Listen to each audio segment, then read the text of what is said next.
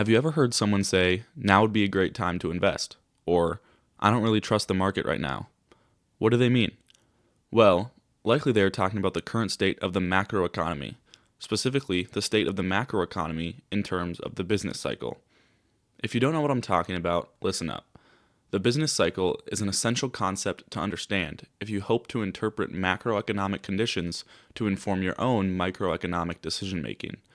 We will start by examining a phase of the business cycle that is commonly heard but less commonly understood: recession. So, what exactly is a recession? According to the National Bureau of Economic Research, or NBER, a recession is a significant decline in economic activity that is spread across the economy and lasts more than a few months. Okay, that makes sense, but it seems arbitrary and hard to measure. While the NBER, which is generally considered to be in charge of officially declaring recessions, doesn't offer specific qualifications for them, there is a general rule of thumb for determining when an economy is in recession.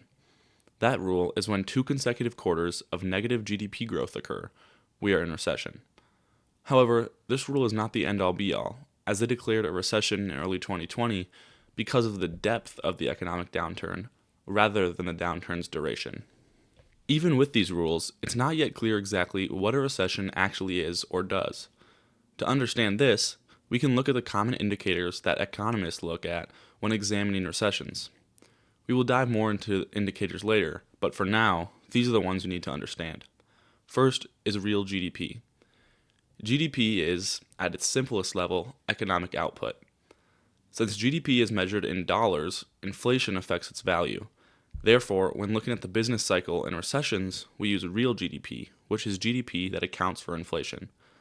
Next is real income. Similar to the concept of real GDP, real income takes inflation into account. Also important to the examination of recessions are employment levels. Typically, economists will look at unemployment statistics when evaluating macroeconomic conditions. In a recession, real GDP, real income, and employment are low, which means that unemployment is high. This means that the economic output is below typical levels, purchasing power is low, and more people are out of jobs than normal.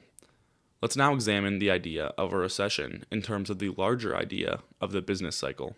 First, what exactly is the business cycle?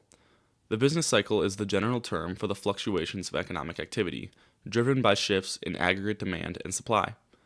We won't dive too deep into what drives the business cycle, but just understand that there are many factors and that the cycle essentially describes the fluctuations of the economy.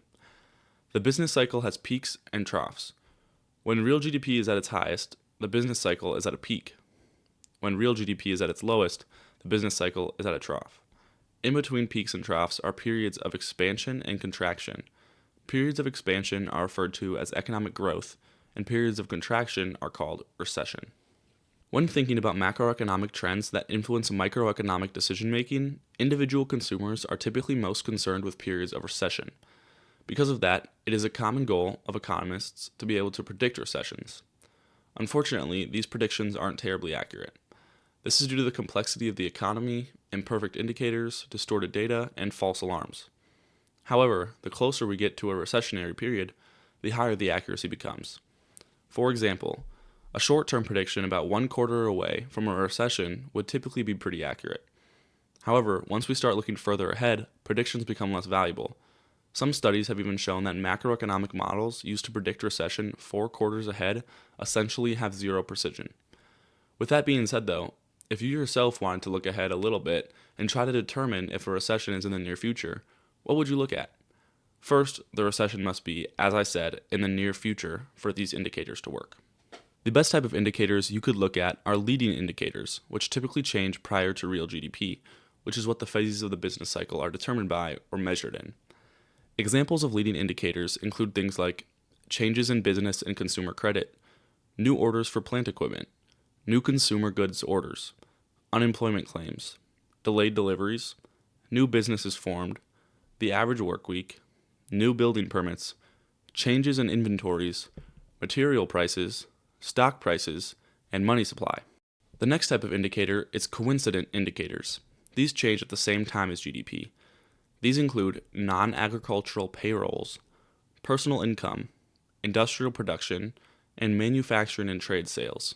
The last type of indicator is lagging indicators. These change after GDP.